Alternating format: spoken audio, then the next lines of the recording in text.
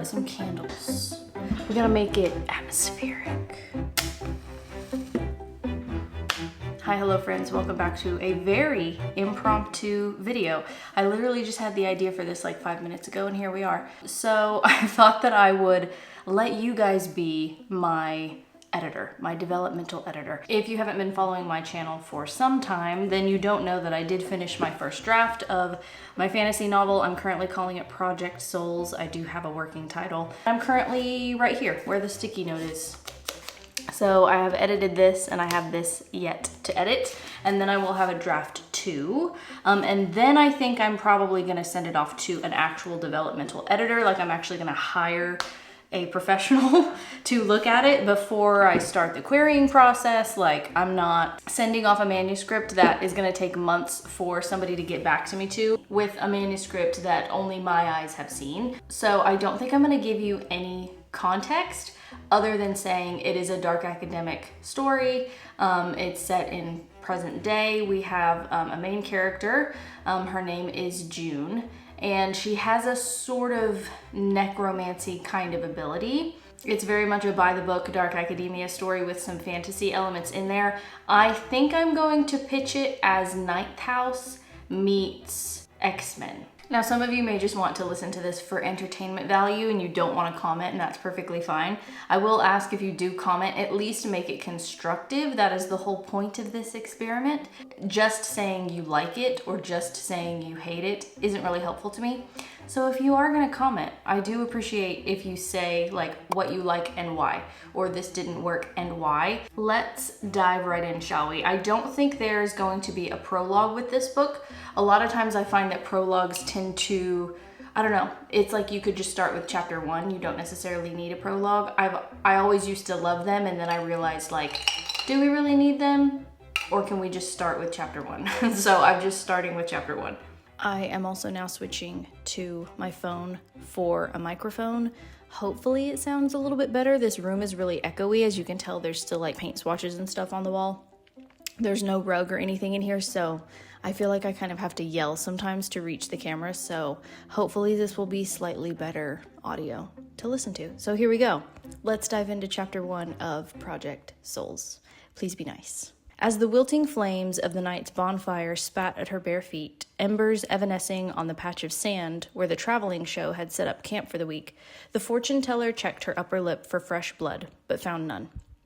The hem of her brown cardigan had swallowed the dried blood whole, but she tucked the end of it in the top of her costume skirt anyway. A few tints were still aglow, the faint orange light of the lanterns within winking out one by one as the axe closed shop, the usual after-show routines in full swing.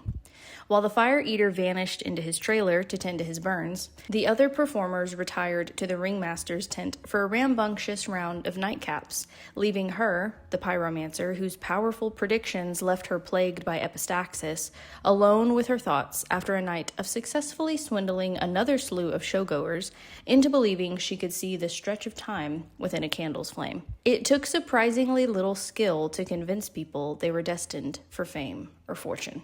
She was sick of the desert. It housed far too many dead things for her liking, too many days left wanting for rain. A gust of cool air swirled around her, and she wrapped her cardigan tighter against the gentle hills of her body, glancing up from the entrancing fire. Eyes quickly adjusting to the darkness, she distinguished a human-like shape contrasted against the flat landscape, its inexplicable emergence at the edge of the encampment causing a twisting in the coiled snake of her guts. The familiar writhe of intuition. A radius of stillness surrounded the stranger, preventing all external sound and motion from penetrating the air around him, the visual equivalent of one's head being submerged under water. Her spine buzzed like a sword struck by a hammer. The shadow pulled free from the velvet darkness, ossifying into solid form and stepping into the night's last dregs of incandescence. He was a man of 50, perhaps 55, with a slender build and pointed features that gave him a vulpine appearance. Sharply dressed in an onyx suit and tie with polished shoes, exclaiming his presence like the dot on a punctuation mark, the man approached until he was close enough for the fire to gild the silver streaks in his hair gold. His debonair appearance was such a stark contrast to the camp's moth-eaten canvas tents and concessions litter that the pyromancer reflexively drew her sweater around her tighter still as if closing tent flaps. "Sorry, show's over," she grumbled. The man simply stood before her, relishing in his own muted presence. This close, she could give him a more scrutinous appraisal. His clothing, she realized, did not suggest he was here to see a show at all, or on a midnight jaunt in service of pleasure. "Nice suit," she said. "Nicer than what our usual patrons wear." His silver gaze slowly rose to her face, the faintest smile pulling at one sharp cheek. "I'm not your usual patron," he said in the kind of velvet baritone one usually heard on late-night radio. Though his words were spare, she detected a French accent. The longer she stared, the louder the oddness of his presence here screeched against the quiet of the night, like the warning call of a bird, so obvious that even a charlatan such as herself couldn't miss it. He was a dark prince who had wandered into a court of jesters. He did not belong. She gestured across the sand to the tent furthest from them. "If you're here to collect, the ringmaster's in his office." "I've not come for him," the man said. "I've come for you, June." Ice and fire ignited in her veins, freezing her in place, her words little more than a wisp of smoke when they finally came. "How do you know that name?" she whispered into the darkness. "It's all right," he assured. "You're not in any danger." Despite his words, the way he said them had June convinced the opposite was more likely to prove true. She turned around, forging her voice into steel. "You didn't answer my question." "We've been watching you for some time now, Miss Eldridge." "Why?" "To find out more about you." Then with his head on a swivel, as if to check for eavesdroppers, he added, "About your gift." Her heart thumped against her ribs, an anvil on cloth. How long had he been watching her? What did he know? Had Borislav discovered the truth about her and shared what she could do with this vulture? All her fellow performers knew was that Boris had taken pity on the poor homeless girl, unwashed and mumbling nonsense on the side of the road, not having it in him to turn away potential profit despite her apparent lack of aptitude for anything besides deception. The pyromancy was bullshit, but everyone knew that. They could know she was a fraud, fine, just never the truth. "You said we," she baited. "It's complicated," he said. "My name is Leon Martin, and I'm part of a collective of preternaturally talented humans that have been observing you for some time now. Trying to catch up with you, actually. You've been on the run for a very long time." June shook her head, feigning confusion. "I hate to disappoint, but you do know the pyromancy's just a shtick, right? It's a performance." She glanced over to the master tent, as if Boris could hear her from the other end of camp. He'd leave more than just bruises if he heard her admit that out loud. "No need to be humble." Leon gave her a pointed look, then did his best to hide his smile. "You won't find us to be." "So what, you're like a recruiter?" "More like a bloodhound. The individuals I work for are very interested in welcoming you as a member of their cohort. The institution they run is not a school in the traditional sense, though the premise is not dissimilar. You could attend specialty courses aimed at harnessing your skills. Some will be specific to your wheelhouse. Others will be more abstract." A ribbon of silence unspooled between them. The fire hissed and popped, sputtering its last breath of life. "So it's a school for witches and wizards." She nodded in understanding, then narrowed her eyes and put on a knowing grin. "And did you escape from Azkaban?" "Wouldn't be the first time the psych ward lost tabs on a patient, though he was the first to get his hands on a designer suit. The objective is for you to better your skills, and in doing so grow to better understand yourself and your past." "What do you know about my past?" she wanted to ask. "Not interested," she said instead, "and I'd appreciate it if you stopped stalking me now." "That is disappointing," Leon exhaled heavily. "Surely you must realize what a waste of talent it is for you to spend so much as one more night working for this." He glanced around at the caravan. "Enterprise. There are people here I care about. You can make new friends in England," Leon said flatly. "Real ones, or otherwise." June grit her teeth but made no sign that she understood his insinuation. It wasn't a lie, then. He had been observing her. But for how long? And exactly how much did he know? "I strongly suggest you reconsider, June. We can provide answers to all the questions you seek about yourself, your ability, and the people who haunt your past, including your mother and father." Before she knew what was happening, tears turned Leon to liquid, blurring him at the edges until he became a living watercolor. "We don't expect you to make your decision immediately." He spoke softer now, perhaps in response to her display of despondency. "But should it be a yes, you'll need this." Leon's hand slipped past his lapel into the inside pocket of his suit jacket, emerging with something sleek and mirrored. What little moonlight bleached the sand of its color reflected off the phone's black screen, shining up at her. Should you choose to accept our proposal, you'll find a plane ticket in your name leaving the nearest airport in 6 hours, as well as a passport. Forged, of course, but legal enough. This was too much information at once, and June was still processing being stalked for some unknown number of years. She shook her head in the hope it might unscramble reality. Sorry, is this a joke? Do I give you that impression? June scanned the man from head to toe once more. No, he certainly did not. Stepping forward, she snatched the phone from his outstretched hand with the speed one only acquired from years of pickpocketing. Please consider this decision carefully, as your life quite literally depends upon it. If you'll allow me, the life you've created here is one of smoke and mirrors. It's a waste of a precious gift, and if not properly harnessed, it has the potential to destroy you. Perhaps you've discovered this already. His eyes dropped to the bit of fabric she'd stuffed into her waistband, and she wondered how long he'd been watching from the shadows. Improper or untrained use of your gift will rot you from the inside out. It begins imperceptibly enough, usually with a softening of the body as it slowly weakens your skeletal structure. You may find that you bruise and bleed more easily, like a piece of fruit with a spot of mold. Then eventually it spreads until, well, the man's gaze had fallen to the center of her face, and June felt a drop of warm wetness fall from her nose, a single tear of blood splashing soundlessly against the sand. She wiped her nose with the hem of her sweater. The nosebleeds had gotten worse since arriving in the desert.